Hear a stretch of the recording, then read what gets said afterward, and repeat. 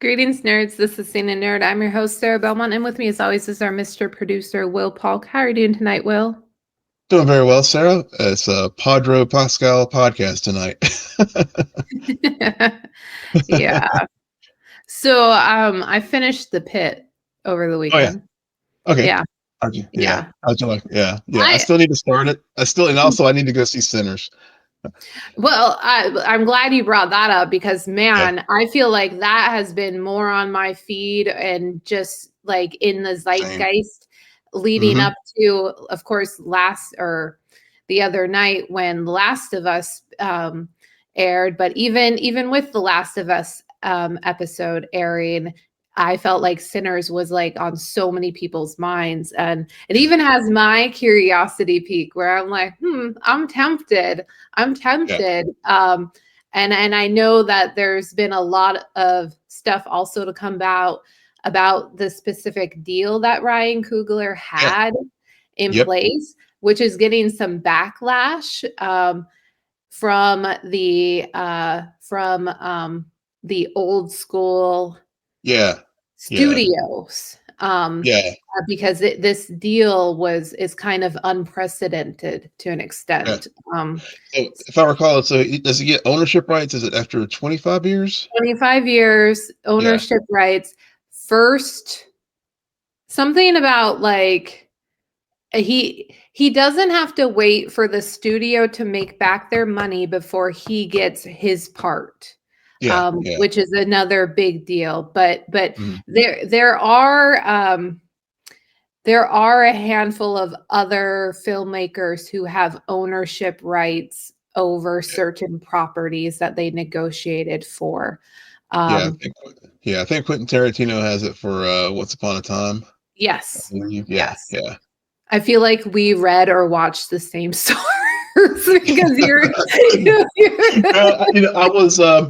I was listening to a podcast about well, again, like you said, Sinners is everywhere, and yes. I was listening to the Higher Learning podcast on the Ringer, Uh-huh. and they were talking about so Van Lathan, who also like does the Midnight Boys and some other things, but Mhm. um yeah, they were talking about Sinners today, and they were talking about this very issue when I was listening to the podcast when I was on my walk today. Yeah. Yeah. Yeah. I mean, between that and then Haley Steinfeld's casting, as well as Mhm. her character, I've been hearing a lot about that. I feel like at this point, the longer I'll wait, the more I'll basically, whenever I do get around to seeing it, I'll have seen the movie with the number of clips or piece things together. Yeah. Because it's just everywhere, which good on them. Yeah. Yeah. That's good. And I hear that it's a story that opens up a world and there's likely to be a sequel and Mhm. potentially even a TV show. Oh yeah. Oh yeah. I mean, it's great given that we do spend the majority of our time talking about like existing IP, so to have an Mhm. original story, um, Absolutely. it's great. It's great, and I know I think I had either profiled this as far as like I guess the 2025 Black films back in February for like Mhm. Black History Month. So yeah, so I had planned on seeing it this weekend, and just things happened, but yeah, I'm definitely gonna go check it out this weekend That's good. because So back yeah, to where I started, I finished The yeah, Pit. yep. Sorry, No, it's my that's fault another thing too. that's another thing in the zeitgeist as well. So It really is. I mean, it came out that 10 million viewers per episode while mhm. it was airing, and now the season has ended. They're already in production for season 2. We already know some things about season 2, which will occur about 6 to 9 months after the first season, and it'll occur during the 4th of July weekend. I'm still I was right before we started recording, I was like, "Oh yeah, I have to talk about The Pit." Well, what do I say about The Pit? Because was I pretty engaged? Yeah, I was for the most part engaged. at the same time, I this isn't when when I say the words workplace drama, what are a few shows that come to mind, Will? Workplace drama. That's I would think ER. I would It think. doesn't have to be medical, Okay. Well, even though but just a workplace drama. Like ER is one, but then you got your Chicago Fire, your Chicago Chicago fires. PD, you got your Yeah. Law and Orders, you got Yeah. yeah, you got like these procedural shows, Hmm. and then Grey's Anatomy, which is a soap opera, Hmm. masked as a workplace drama. Yeah. I thought I understood the definition of a workplace drama, and then I watched The Pit. The Pit is the epitome of a workplace drama Hmm. because it is not a soap opera. Oh. It is not a soap opera. It is also very much just like there are cameras in an ER and you're just watching doctors do their thing and patients come and go, events happen. And of course, every now and then there'll be like some backstory about this doctor a little bit, but it's not really the same as a whole episode focused on one doctor dealing with this, like her relationship with her husband and Right. balancing. No, it's none of that shit. So it's hard for me because I can appreciate the originality, Mhm. especially in terms of, and I know that there's been some lawsuits about this being basically a dupe of ER. ER, I did watch, like, I did end up because it was airing on TNT and Mhm. everything. I've seen pretty much, I want to say all of ER for the Yeah. most part. I think that it started off kind of as a workplace drama, and then as it went on, it definitely became a soap opera. Yeah. Yeah. It Like NYPD, definitely did. it's like NYPD Blue was the same way, and with how Right. any of those procedurals back in the day, they did morph into that. Right. And I don't even know if you can consider this a procedural Yeah. because True. like the context is every episode is 1 hour of a Hmm. one workday. You're just the entire 15 hours is one workday, one shift Hmm. actually. Hmm. So it's it is I applaud the originality. I am going to watch season 2 when it comes out, but at the same time, I am still just like, what can I fully I can I obviously I enjoyed it. I wasn't turned off by anything except for that birth episode. Just as soon as you see a pregnant woman enter the hospital in distress, turn off your you don't want to see it, guys. You don't. So anyways, I just am still kind of wrapping my mind around my feelings about this show. I liked it, but it's very different. Did I lose you? Will? No, I'm here. I'm here. I'm here. I Okay. was just I had put it on mute because it's allergy season here in North Carolina, so sometimes I had to sneeze a couple times. It's okay. No worries.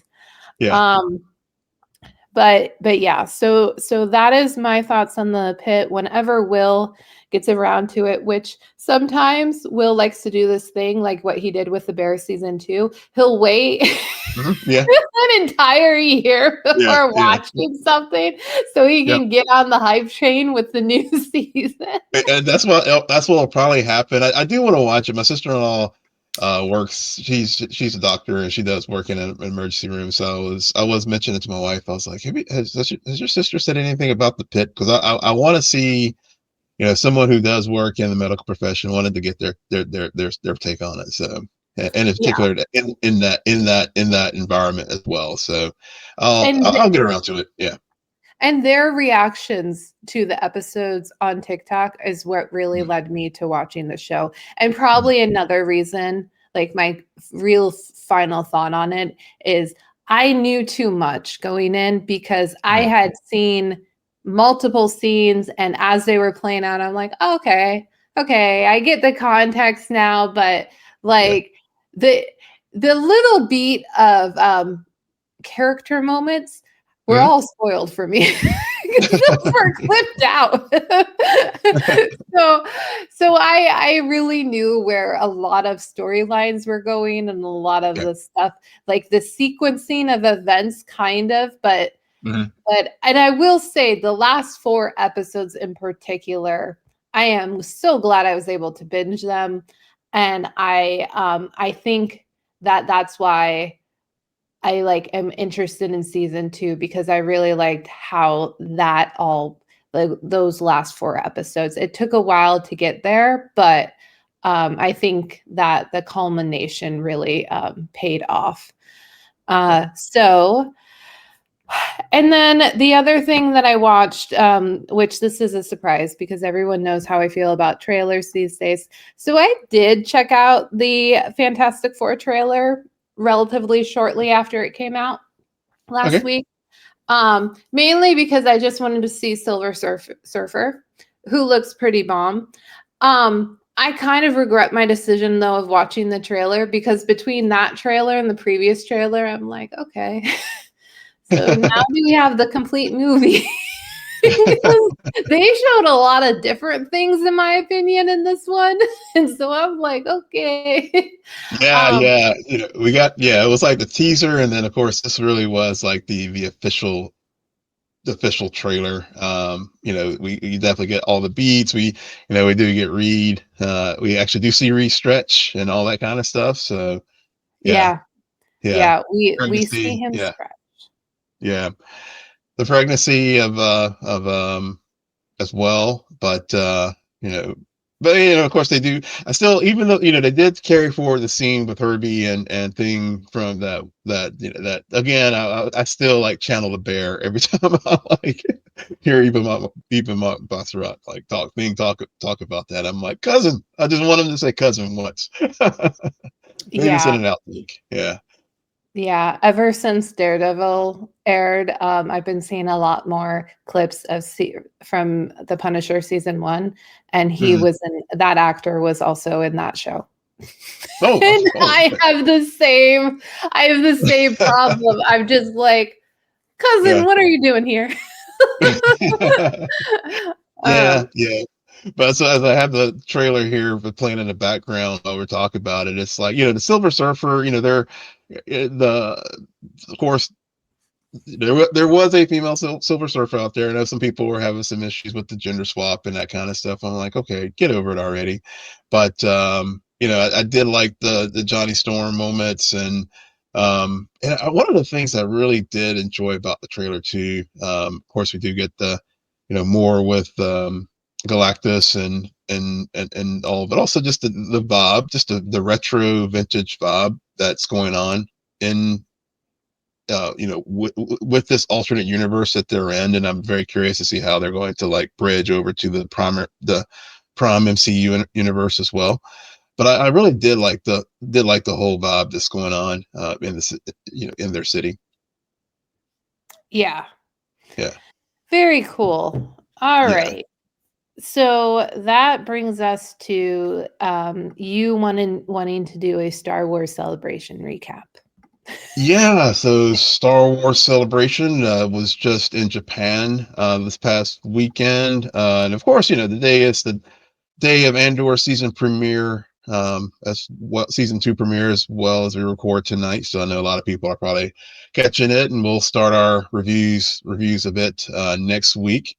But yeah, there were a couple things that did drop from the Star Wars Celebration. First, of course, we did get the Ryan Gosling, Sean Levy solo review. We did get a title. No real details other than that it's 5 years after Skywalker, but it's called We also got some stuff for Mandalorian and Grogu. Oh yeah, one last thing on Starfighter. May 2027, of course, Mandalorian and Grogu are coming on May next year, and they did show a trailer that at the event that did not.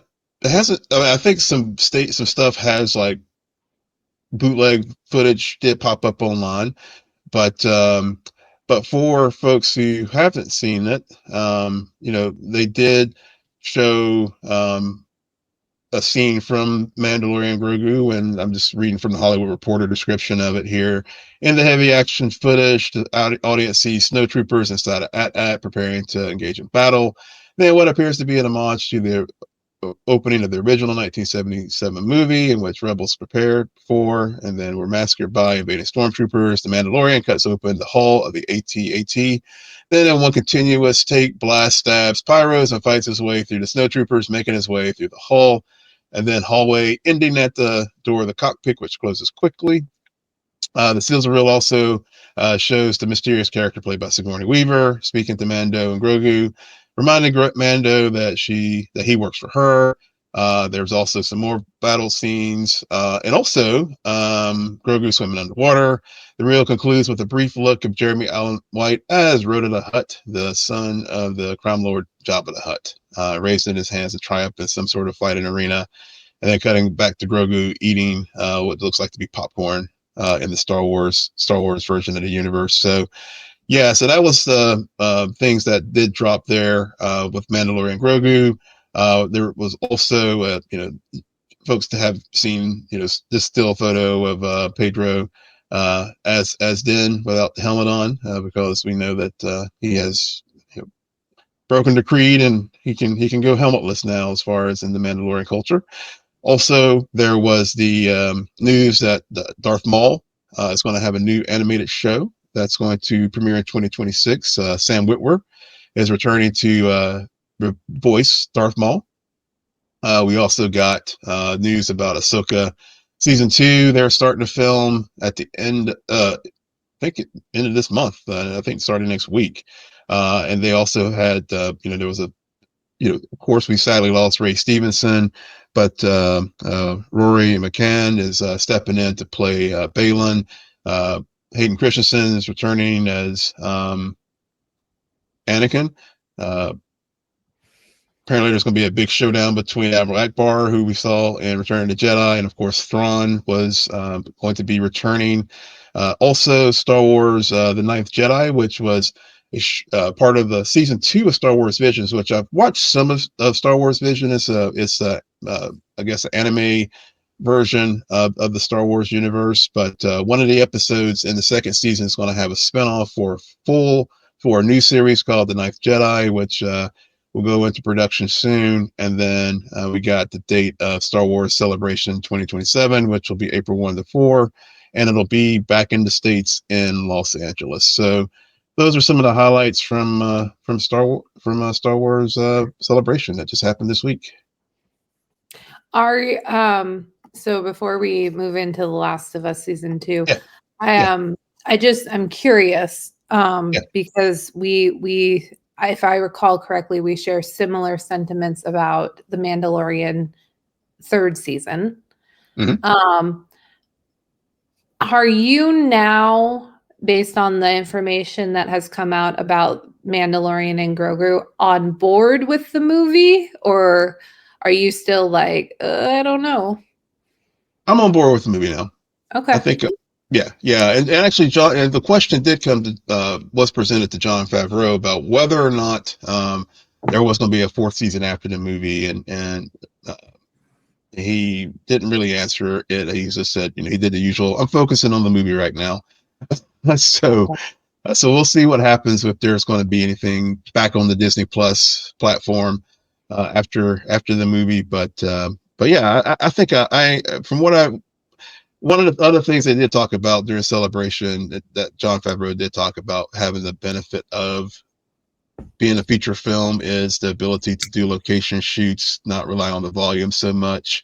The budget, of course, even though, obviously the Mandalorian did have, in many sense, it has some cinematic feels from time to time, but there were a lot of times you could clearly tell they were on a sound stage at the volume. So, See, yes, but that wasn't the yeah, problem I had yeah, with it. I had more of yeah, a story issues, especially but specifically in the yeah, third season. yeah, and the third season, yeah, and I am 100% there, and a lot of that was, I think, due to Pedro's like schedule, where Brendan Wayne stepped in, for a lot of the scenes in that third season, and the story really did just sort of focus so much, focus on the Mandalorian culture and other aspects of it. I just felt like they were trying to do like multiple stories, and none of it seemed like a cohesive whole, if I recall. It didn't seem inspired.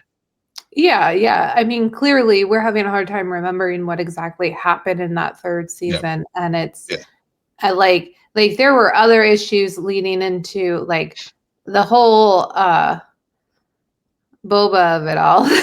yeah. So like I that's just standard movie producer and writer. Yeah, Oh, now we get a bigger budget, so it'll work. It's yeah, like, well, you had some script problems, yeah, so yeah, like yeah, are you gonna yeah. and I can understand what you're saying about Pedro not being in the suit the whole time, but still, then that's just an acting thing. Like at the end of the day, either the story beats work or they don't. Right, Um, right.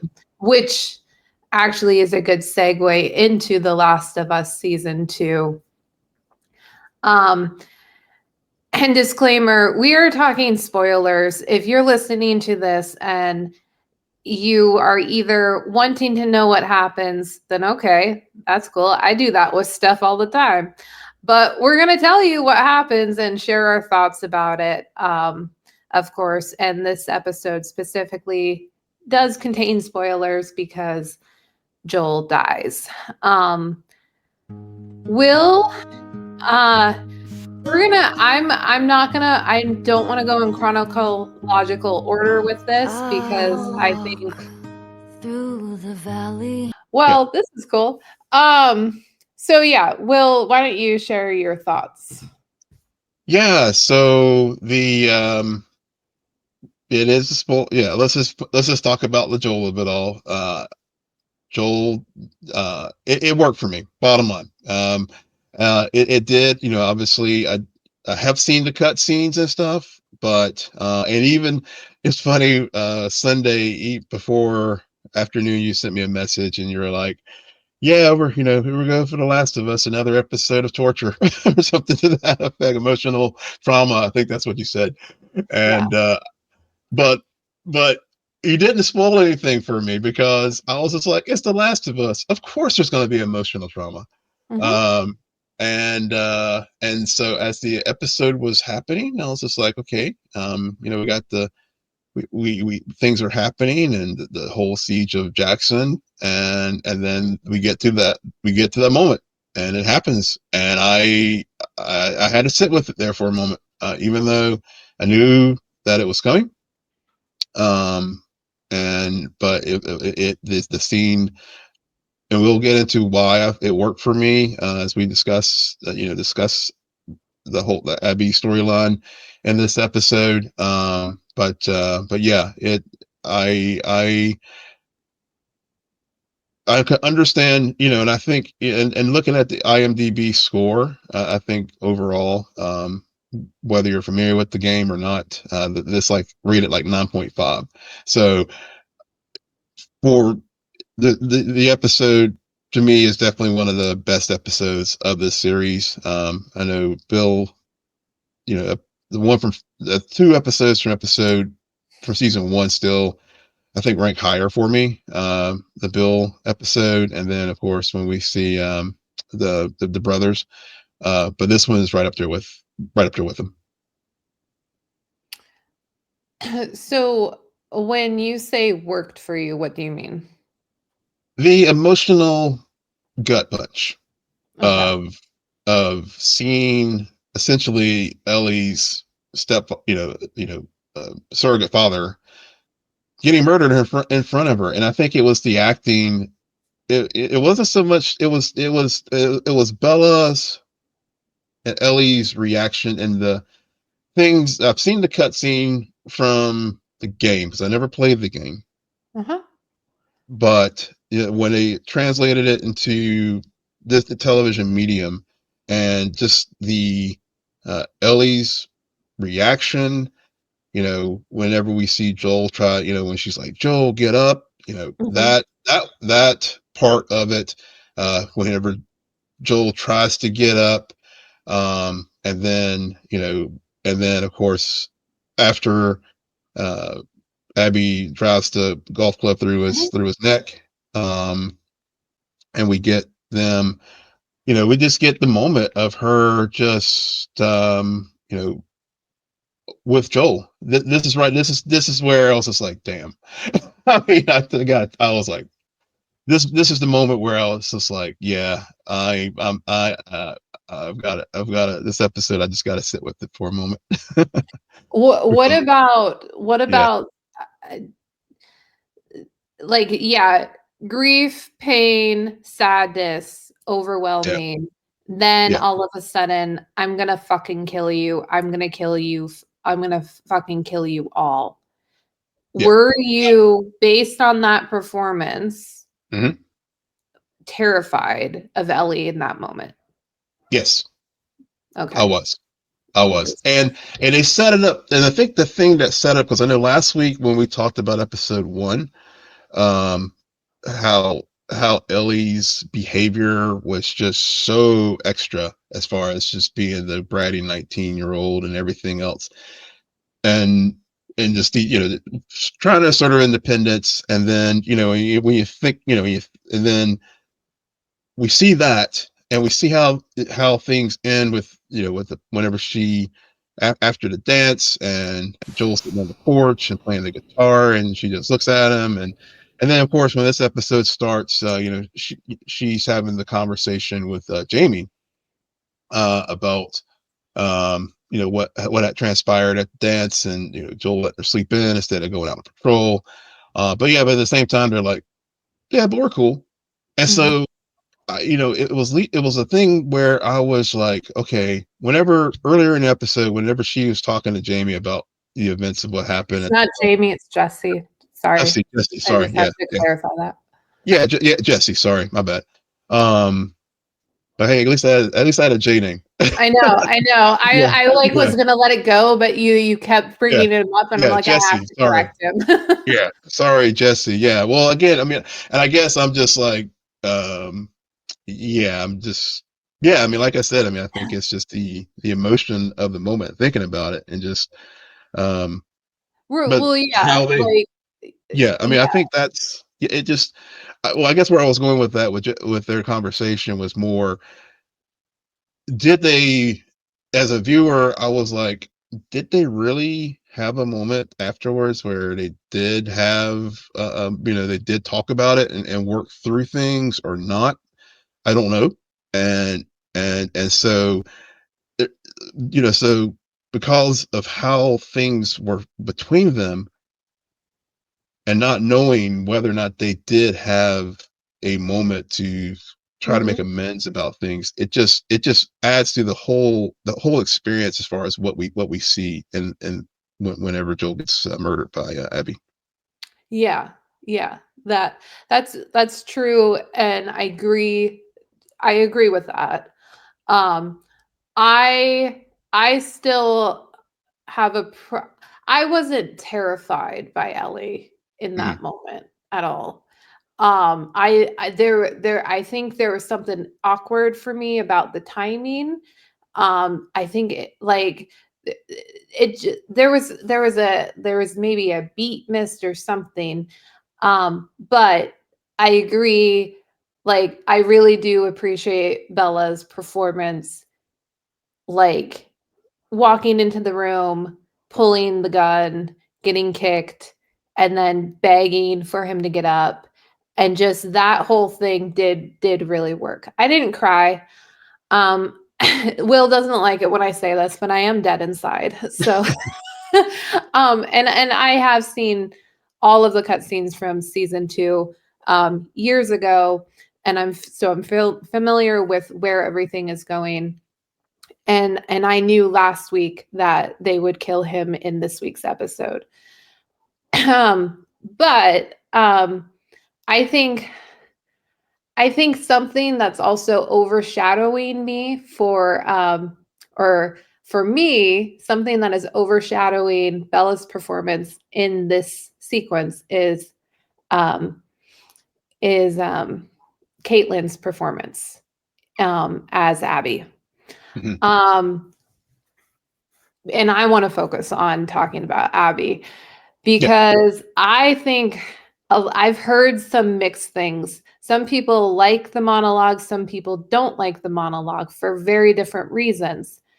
To me, that monologue was not a villain mustache twirling monologue. That was intentional writing, so you understand why she's doing what she's doing, and also, more importantly, the parallelism and the creating a foil of Ellie. Okay, she drops some very important details. The game did not have this monologue. Nope. Okay. They also last week, I don't know if you remember this, Will, I said I don't think they should have shown that scene of Abby in that episode because in the game, Abby comes out of left field and then just kills Joel, and you're like, what the fuck? So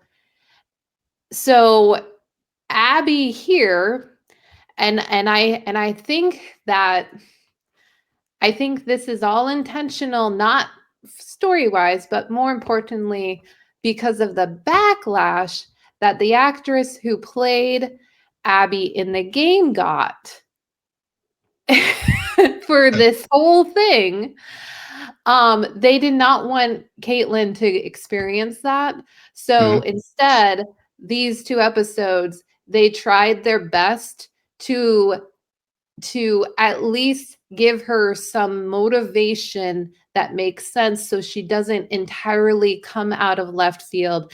And even though, yes, you hate her, you also understand her. Yeah. Yeah. I mean, I think about, I think, And I just wanted to drive one more point home. sure.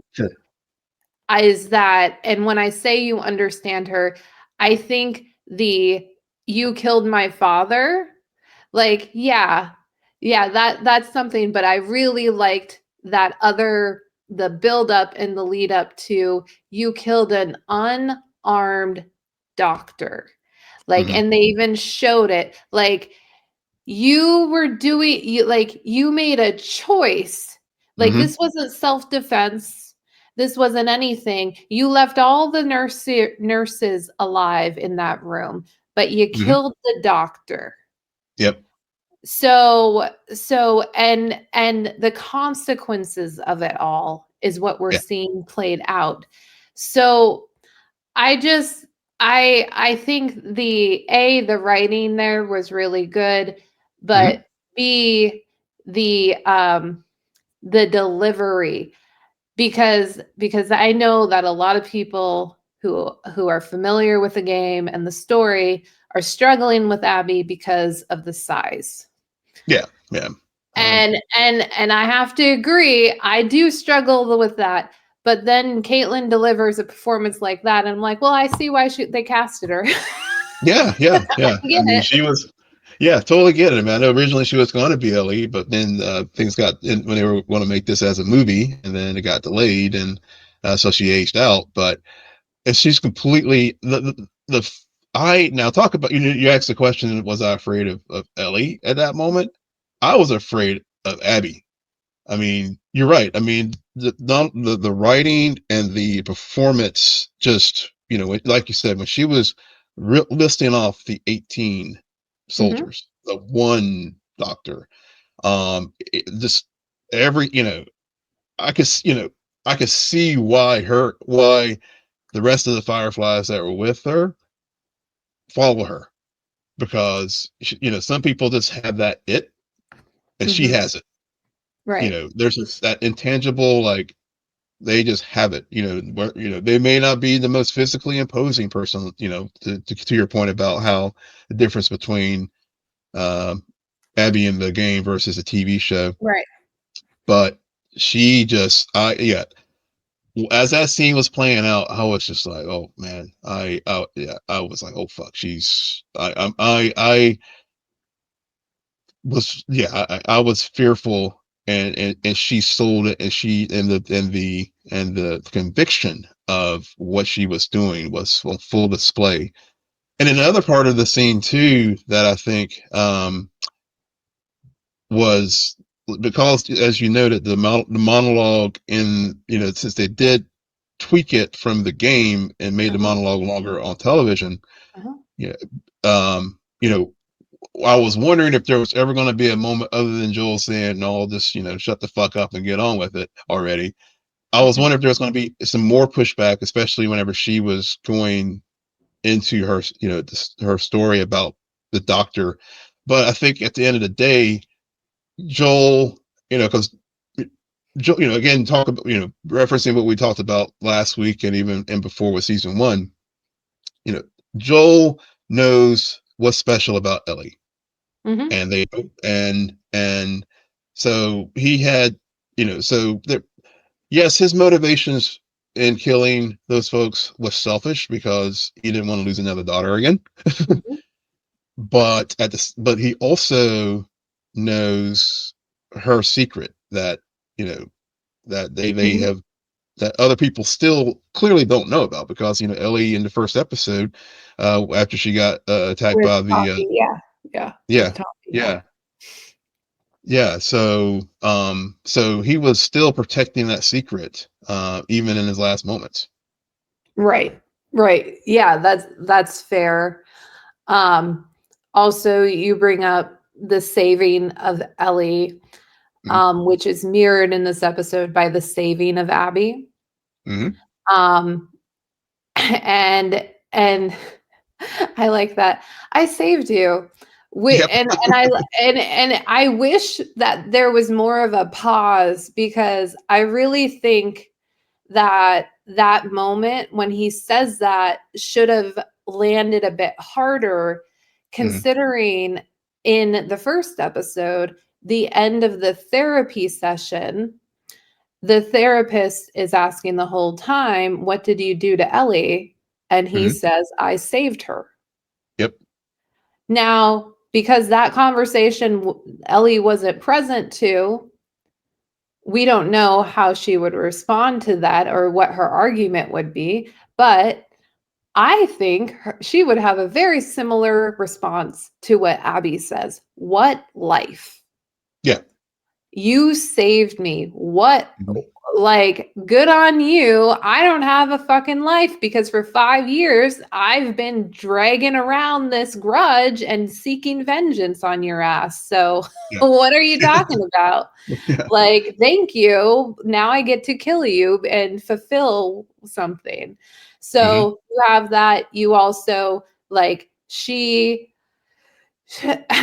we learn that after the whole massacre, she walks in and sees her father, brains on the floor, and she was 19 at the time. Ellie is 19 in present day. You have that. But before, the other thing, and I said this last week, and I don't think people understood me, and I totally get why, but I hope people are starting to follow me a little bit closely now when I say that therapy session is far more important than you even realize, because there's also the moment in the therapy session where we talk about Eugene, who is a character who I think we might get a flashback episode. The amount of times we've talked about Eugene in that episode and this episode, I'm just like, did you guys do a random, this isn't a part of the game, but a story that needs, like, and we get to bring back Pedro? Like, so, but they bring up Eugene because that is the therapist's dead husband, who Joel had to kill. Mm-hmm. Again, and she says, I hate you. Yeah. And with a lot of venom, Catherine O'Hara at her finest, and a Mm-hmm. lot of hostility and anger, very similar to what Abby is doing. The difference is you got an older woman, Yep. a military trained person who's like, at all costs, I have to do this. So again, you have in both of those interactions, you have Joel kind of come face to face with people. Like, it's interesting, he carries that torch for Sarah, right? His daughter, his biological daughter. Yep. He saves Ellie, but by saving Ellie, he also inadvertently pushes her further away from him because of the lie. And then you have these two characters who he took something away from them, just like the people in the first episode took Sarah away from him. He took Eugene and Abby's dad away from them. So it's just really interesting how they are, this show and this story deals with not only grief, but also you're going through the 9 stages of grief, and some of us get stuck at anger. Yeah. Yes. Yes. Because to your point, Abby's followers, they did not want to be there. They did not want to be there. Yeah. Owen even said, he's like, my plan is to convince her out of this. We're not going into Jackson. And then luck has it. But even when we come back and the golf club is broken and all you see is just her punching Joel in the face, and you can see the looks on their faces, like they're like, this should have ended 20 minutes ago. Oh yeah. Yeah. And how they treated, and how they with Dina as well. I mean, as far as Putting that her was to another sleep. change. Putting her to sleep, which is another change from the game to the TV show. But yeah, and even after, but then like when Abby was just like, put her, whenever I think she threatened the team's medic, to do it, or she was going to like crack some heads anyway. So yeah, Oh, I mean, like Abby was, do what I say. This is my moment. Don't fuck it up or I'll kill you.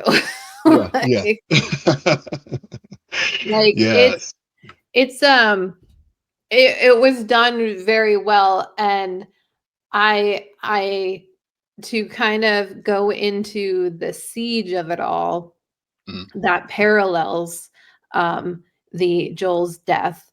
I kind of appreciate how we have also this siege of infected on Jackson occur, because I don't want to use the word distraction, but it just allowed this episode to have because they couldn't have stretched the Abby and Joel stuff out any further. Like, I feel like the timing, the length of that whole sequence was good.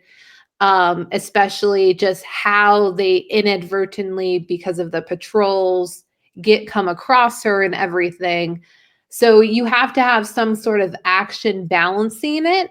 That's what I'm trying to get at. So, which we had. Now, I will admit, a lot of that time I spent thinking to myself, man, I miss Game of Thrones season 5 with all of the White Walker action beyond the wall, because man, this just took me right back there, Will. Yeah, I saw that in the show notes, and I was just like, yeah, seriously, yeah. I laughed because that definitely didn't watch Drones, but I have again seeing cutscenes and stuff. You can't be around without seeing that stuff.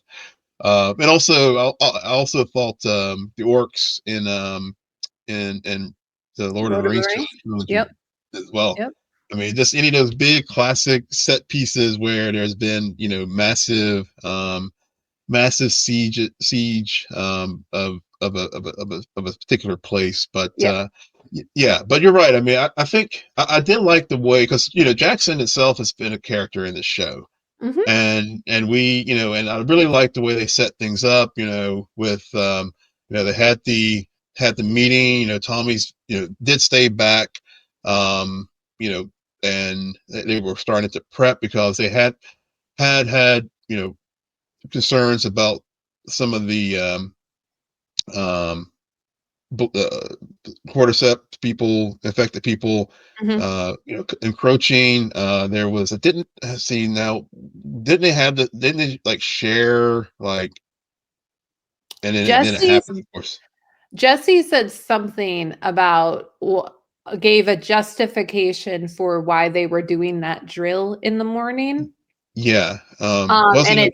they stumbled upon something, Yeah. and but it goes back to the end of last episode where Right. that there's that pipe and the Right. network that kind of sounds off the alarm.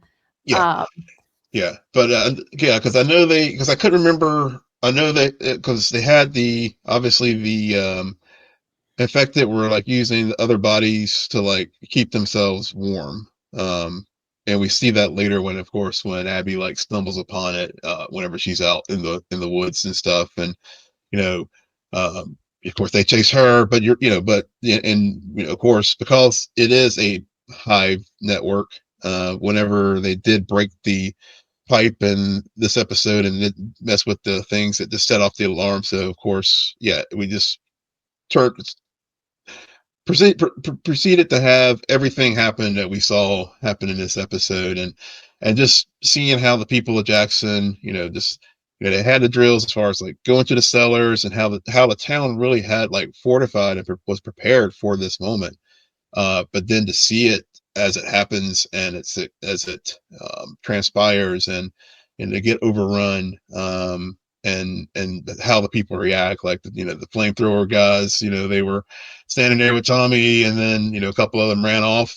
I mean, mhm, and and just the tactics that they discussed, like the high, make sure don't be in the the high ground, but of course that still wasn't safe mhm. because the cordyceps still came in. I mean, it was just so many things. So it was like you had two gut punches going on at once, because we, even though we haven't spent that much time in Jackson, we spent enough time to understand the community nature of it, and Well, how, yeah.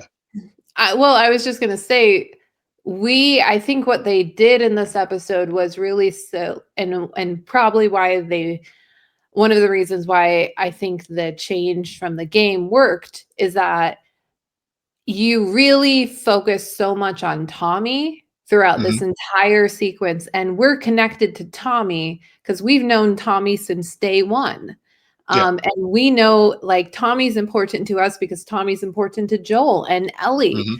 And like you see him, and while you were talking about everything, I just kept thinking about the ending where Marie and Tommy in the middle of town square like embrace each other, and you see Tommy break down, and it's just Yeah. like we prepared, we had our stuff, and yet they Hmm. still got through, and there's still all this death and carnage. And I mean, when you brought up the people who ran away, it was, I think, why they showed that moment of embrace between Marie and Tommy was really like to get that idea that these people were prepared, Hmm. yet they were not prepared for the death and destruction that would occur if this happened. Yeah. Um, Yeah. so like the reality of it.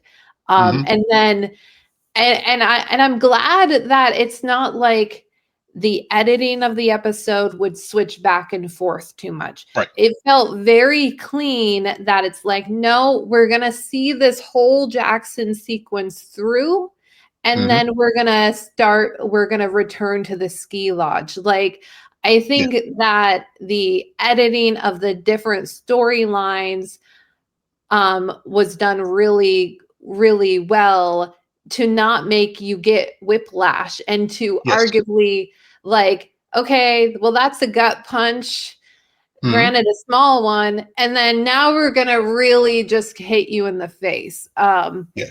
with it, which is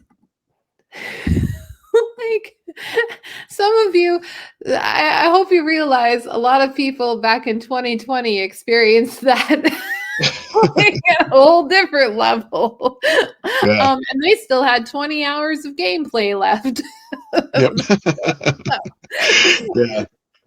Yeah. um, But yeah, I'm glad you're right. I'm glad you brought that up too, because but they did one thing that they did do, what to weave the two pieces together was the moment where, when they were back at the lodge, and then Joel, because they set up, they bring in the blizzard. I mean, everything about it yeah. just really, set up really well, because they have the blizzard, the radio issues, and then they finally, and then we have the moment there in the lodge, and they're looking back, and and about that point they have used the fire bombs. And so you see Joel seeing that, and then, he's at his final moments at the same time. I mean, again, it was just, I think, And getting back to like, yeah, sorry, yeah, but I want to point this out. And so, not to rub salt in a wound or anything, but he dies without knowing if Tommy lives. yes, Yeah. yeah, Mhm. And yeah, isn't that kind of how Joel started on this whole course? He yeah. was protecting Ellie, but he only came across Ellie because he was trying to get to Tommy. You're trying to get to Tommy. Yeah, Yeah. yep, Yeah. yeah, So, yeah. This is yeah, and that's what I was going to say. I mean, and that's why this episode was just so impactful for me, because of all those threads that they pulled together. So yes, the Joel death was clearly the moment that everybody, at least that many people knew about, many people did not know about, but people who like me who did know about it, but then how they executed it in this medium and how they did it in this episode. That's why it was so, the whole thing. And I didn't really, I didn't want to get too much into it when we were texting Sunday night. That's why this episode just like got me, mhm. because of all of this is really is why it just worked. It just touched me on such a level, and where I just like, after it was over, I just sat in the chair. I didn't cry. I just it was just more of this like, wow. It was whenever we were reviewing Paradise and we were talking about episode 7, spoiler alert for folks. But that was another one of those TV shows, because of the events that transpire in it. You just sit afterwards, and that's where I was with this episode. I do want to say that my favorite action sequence of this episode, and arguably in a long time, Mhm. because I don't really call out action sequences, was Oh, the fence sequence. oh I yeah. thought the fence sequence was so great. And I'm like, well, thank God Oh, she's not any bigger because then I couldn't believe it. And yes, during yeah. that time, I was like, how is she not getting scratched at all?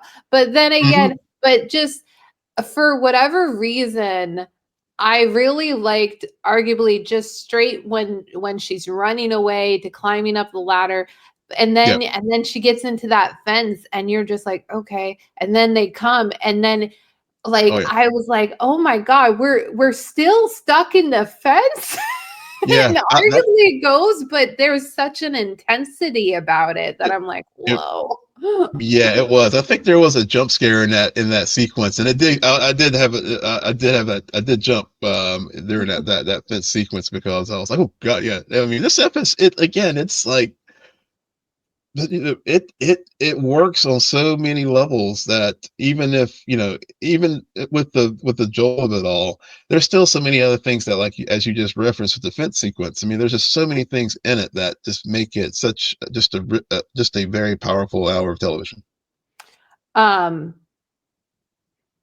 I'm assuming because you listened to other things post watching the episode that um, what I'm about to say has been known, but I'm curious if you recognized her voice. But at the Hmm. time of watching the episode, did you know that that was Ashley Johnson who played Ellie in the game singing that song?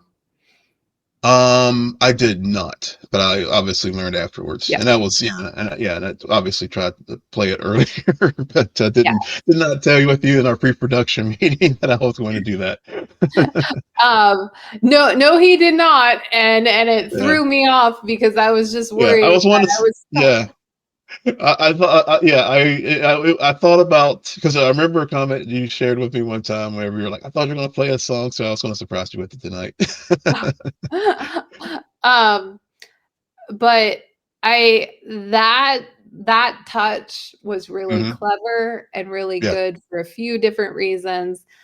yeah, Um, and I think that the lyrics of that song are just so important in terms of the themes and the story that they are telling right yeah. now. Um, so it's yeah, they overall this is a really solid episode. I don't know if it's I have some qualms about it, but Mhm. I don't want to spoil. I don't want to get into my qualms about it and be a Debbie Downer. I'm trying to talk more positively about things, guys. No, no, no. I Um, mean, there were some things. Yeah, there were. There were some conveniences as always, but at the end of the day, they removed the plot armor when that many people thought that, honestly, given that it was Pedro Pascal and he is the reason why a lot many people tune into this show. Um, you know they thought, to your point, they did not create a bunch of unnecessary plot armor to try to keep their popular star in the show, to again bring another Game of Thrones reference. It's HBO, so there's the Ned Stark of it all. yeah. Um, Yeah. yeah. I wasn't talking about that, but yeah. Anyways, No, no, no. I I know do you're not we talking about that. Yeah, yeah. no. Yeah. But that was one. I will just say before we move on. That was one of my. I guess that was when for me that I fell into that camp thinking, oh, they're going to stretch this out to, it's a 7 episode season, so yeah, it'll probably happen, but I figured it was going to happen like episode 4 or 5, or not necessarily, like, because again, if you only have seen cutscenes and stuff and not played the game, it happens, but you don't necessarily know when it happens in the game. So yeah, that's the danger. That's the danger of sometimes knowing a little without knowing the context. I only saw cutscenes. I know, but yeah, I'm not saying you, Sarah. I'm saying I like know, me. I know, I'm not talking. I I mean, know, I know I you know. knew, but it's like it's like you're okay. You're sounding like the person I read the book. Yeah, yeah. Um, no, yeah. Anything else before we go?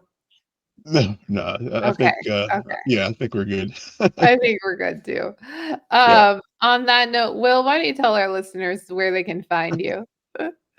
yeah. You can find me on all the socials at Will M Polk, WILLMPOLK. Please follow me there too at SJ Belmont. Please follow our crew. on X, formerly known as Twitter, at Scene and Nerd, on Blue Sky at Scene and Nerd. Friend us on Facebook, follow us on Instagram and Threads at Scene_N_Nerd, and visit our website, www.sceneandnerdpodcast.com. But most importantly, rate, follow, and comment on Apple Podcasts, Spotify, YouTube, or wherever you get your podcasts. Good night, Geek Out. You're welcome.